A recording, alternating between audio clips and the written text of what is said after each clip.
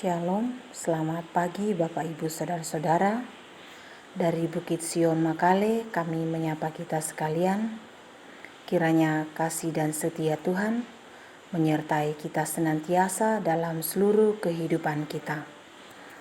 Mengawali hidup dan aktivitas hari ini, mari kita membaca firman Tuhan dan merenungkan firman Tuhan sesuai dengan renungan harian Gereja Toraja hari ini Sabtu 25 September 2021 dari kitab Bilangan pasal 27 ayat 1 sampai ayat 11. Bilangan pasal 27 ayat 1 sampai ayat 11. Namun sebelum membaca dan merenungkan firman Tuhan, mari kita berdoa. Kami sungguh mensyukuri pemeliharaan-Mu Tuhan, kasih setia-Mu dalam seluruh kehidupan kami. Engkau menyertai kami, Engkau memimpin kami dalam tidur dan istirahat kami, dan saat ini kami siap untuk membaca firman-Mu, merenungkan firman-Mu untuk mengawali hidup kami. Berkati kami Tuhan, Roh Kudus-Mu kiranya menyertai kami. Ampunilah segala dosa dan kesalahan kami. Di dalam nama Yesus Kristus kami berdoa. Amin. Firman Tuhan dari Bilangan pasal 27 ayat 1 sampai ayat 11 berbunyi, hak waris bagi anak-anak perempuan. Kemudian mendekatlah anak-anak perempuan Selafehat bin Hefer bin Gilead bin Makir bin Manasye dari kaum Manasye bin Yusuf. Nama anak-anaknya itu adalah Mahla, Noah, Hogla, Milka, dan Tirsa.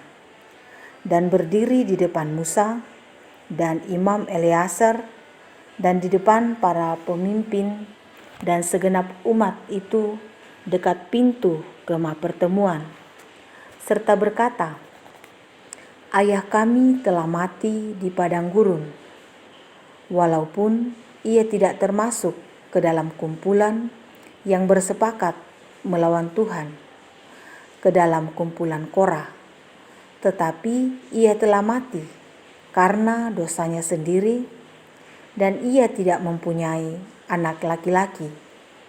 Mengapa nama ayah kami harus hapus dari tengah-tengah kaumnya? Oleh karena ia tidak mempunyai anak laki-laki. Berilah kami tanah milik di antara saudara-saudara ayah kami. Lalu Musa menyampaikan perkara mereka itu ke hadapan Tuhan. Maka berfirmanlah Tuhan kepada Musa, perkataan anak-anak perempuan Selafehat itu benar. Memang engkau harus memberikan tanah milik pusaka kepadanya di tengah-tengah saudara-saudara ayahnya. Engkau harus memindahkan kepadanya hak atas milik pusaka ayahnya. Dan kepada orang Israel engkau harus berkata, apabila seseorang mati dengan tidak mempunyai anak laki-laki, maka haruslah kamu memindahkan hak atas milik pusakanya kepada anaknya yang perempuan. Apabila ia tidak mempunyai anak perempuan, maka haruslah kamu memberikan milik pusakanya itu kepada saudara-saudaranya yang laki-laki. Dan apabila ia tidak mempunyai saudara-saudara lelaki, maka haruslah kamu memberikan milik pusakanya itu kepada saudara-saudara lelaki ayahnya. Dan apabila ayahnya tidak mempunyai saudara-saudara lelaki, maka haruslah kamu memberikan milik pusakanya itu kepada kerabatnya yang terdekat dari antara kaumnya, supaya dimilikinya. Itulah yang harus menjadi ketetapan hukum bagi orang Israel, seperti yang diperintahkan Tuhan kepada Musa. Amin. Firman Tuhan. Bacaan kita ini diberikan tema Tuhan adil dalam putusannya. Tuhan adil dalam putusannya. Harta warisan, siapa yang tidak menginginkannya? Pasti semua orang ingin. Harta warisan adalah sesuatu yang sangat menarik untuk dibahas. Jika kita belajar dari Alkitab, secara khusus dalam Perjanjian Lama, bangsa Israel punya aturan-aturan tertentu sehubungan pengalihan warisan dari orang tua kepada anak-anaknya. Budaya patriarkal berakar kuat dalam kehidupan orang Israel. Cara berpikir seperti ini mempengaruhi sikap serta tindakan orang Israel.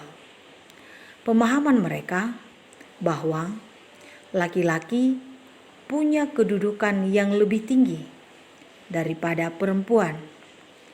Sikap ini sangat kuat berpengaruh, termasuk dalam hal pembagian warisan. Keadaan inilah yang dialami oleh anak-anak Selafehat yang notabene adalah semuanya perempuan, yakni Mahla, Noa, Hogla, Milka, dan Tirsa. Kelima anak Selafehat, keturunan Manasye bin Yusuf ini memperjuangkan hak waris atas tanah ayah mereka. Dan perkara anak-anak Selafehat dibawa kepada Musa setelah kematian Selafehat. Bacaan kita mengatakan bahwa Selafehat mati di padang gurun, walaupun ia tidak termasuk dalam kumpulan orang yang bersepakat untuk melawan Tuhan dan tidak termasuk ke dalam kumpulan Bani Korah. Tetapi Selafehat mati karena dosanya sendiri dan Selafehat tidak mempunyai anak laki-laki. Ayat 3 dari bacaan kita. Sebagai pemimpin, Musa tidak bertindak sendirian, tetapi Musa melakukan pengaturan dengan meminta petunjuk secara langsung kepada Tuhan. Ayat 5 dan 6 bacaan kita menunjukkan bagaimana Musa melibatkan Tuhan dalam menyelesaikan perkara tersebut. Dan itulah ciri khas kepemimpinannya, mengambil keputusan berdasarkan petunjuk Tuhan. Oleh petunjuk Tuhan, ada pencerahan yang baru terhadap hukum waris di Israel. Sesuai petunjuk Tuhan, Musa diperintahkan untuk memindahkan hak pusaka Selafehat kepada anak-anaknya. Tentu dengan model yang baru, pembagian hak waris di kalangan orang Israel melahirkan produk hukum hak waris yang tidak diskriminatif lagi, karena semua mendapat bagian, baik laki-laki maupun perempuan.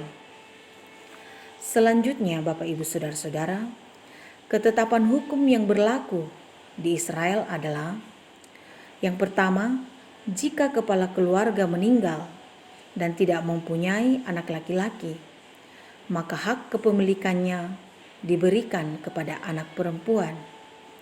Yang kedua, jika tidak memiliki anak perempuan, maka hak itu diberikan kepada saudara-saudaranya laki-laki.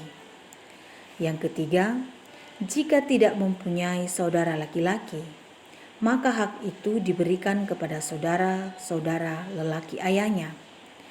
Yang keempat, jika tidak mempunyai saudara laki-laki, maka diberikan kepada kerabat yang terdekat dari kaum. Ketetapan-ketetapan hukum ini memberikan peluang terpeliharanya kehidupan yang adil dan sejahtera di kalangan orang Israel. Tentu hal ini sangat melegakan anak-anak Selafehat dan semua generasi perempuan di Israel. Bapak Ibu Saudara-saudara, sangat menarik firman Tuhan yang kita dengarkan pada saat ini? Bukankah seringkali isu sara, suku, agama, ras, antar golongan, dan pembedaan-pembedaan perlakuan berdasarkan jenis kelamin seringkali masih mewarnai kehidupan pada umumnya pada masa kini, yang pada akhirnya menimbulkan persoalan atau masalah. Karenanya, mari kita belajar tentang satu hal yang terpenting, yakni hakikat manusia sebagai gambar Allah, atau yang lazim kita tahu Imago Dei, menjadi sebuah pemahaman yang penting untuk kita kembangkan di tengah-tengah masyarakat. Allah sebagai pencipta dan pemelihara tidak membeda-bedakan semua orang. Kasih-Nya sama pada semua orang tanpa terkecuali. Dia adil dalam putusannya agar hal-hal yang tidak dikenan tidak terjadi, seperti yang dialami anak-anak perempuan Selafehat dalam bacaan ini. Maka sangat penting melibatkan Tuhan dalam setiap pengambilan keputusan, membawa setiap hal kepada Tuhan. Niscaya solusi yang terbaik akan dinyatakan bagi kita. Satu hal yang terpenting lagi Bapak Ibu Saudara-saudara, jika kita melihat dalam perjanjian baru, kita tidak menjumpai lagi dalam perjanjian baru membahas tentang warisan jasmani, melainkan warisan rohani.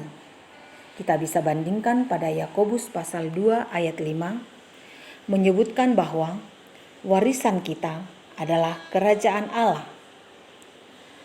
Semestinya warisan merupakan tanda kasih dari orang tua kepada anak-anaknya. Tanggung jawab orang tua yang terpenting adalah memastikan anak-anak mereka sadar akan warisan yang diterima ketika mengikuti Yesus Kristus Tuhan kita. Orang tua seharusnya mengajar anak-anak mereka tentang tuntutan Allah dan membawa anak-anak kepada Kristus.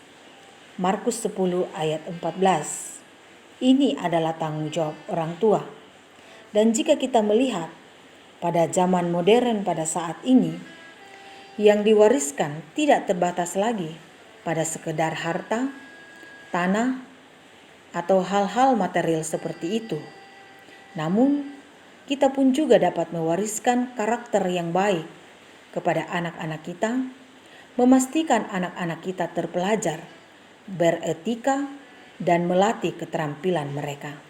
Tentu semua itu tidak dapat diperoleh secepat ini tanpa pertolongan dan kasih Tuhan. Proses kehidupan dalam diri seseorang adalah jawaban dari setiap hal yang akan kita peroleh dalam kehidupan ini. Dan proses tersebut nyata di dalam penyerahan kita kepada Tuhan, mendoakan semuanya itu, biarlah warisan yang terpenting di dalam Yesus Kristus, yaitu keselamatan daripadanya, menjadi bagian dalam seluruh kehidupan kita, kehidupan anak-anak kita, kehidupan keturunan kita. Kasih Tuhan menyertai kita sekalian. Amin. Mari kita berdoa. Bapa di surga, kami berserah hanya kepadamu. Kami membawa kehidupan kami kepadamu. Kami mengawali kehidupan kami hari ini dengan membaca firman-Mu, dengan merenungkan firman-Mu. Roh Kudus-Mu kiranya menyempurnakan firman-Mu yang sudah kami dengarkan dan renungkan ini, dan biarlah kami belajar untuk selalu melibatkan-Mu dalam setiap kehidupan kami. Berkatilah kehidupan kami Tuhan, biarlah kasih dan setia-Mu terus menyertai kehidupan kami. Kami membawa kepadamu bangsa dan negara kami, pemerintah kami, situasi dunia ini, dan apapun yang terjadi dalam kehidupan kami. Biarlah ya Tuhan kami belajar untuk memohon pengasihan-Mu, pimpinan-Mu, dan hikmat daripada-Mu dalam seluruh kehidupan kami. Dan biarlah ya Tuhan kami mengelola kehidupan kami ini berdasarkan petunjuk daripada-Mu. seperti Musa yang meminta petunjuk daripadamu. Inilah hidup kami Tuhan, di dalam nama Yesus Kristus kami berdoa. Amin. Selamat beraktivitas Bapak Ibu Saudara-saudara, tetap mematuhi protokol kesehatan sesuai anjuran pemerintah, dan selalu percaya Tuhan menyertai kita senantiasa.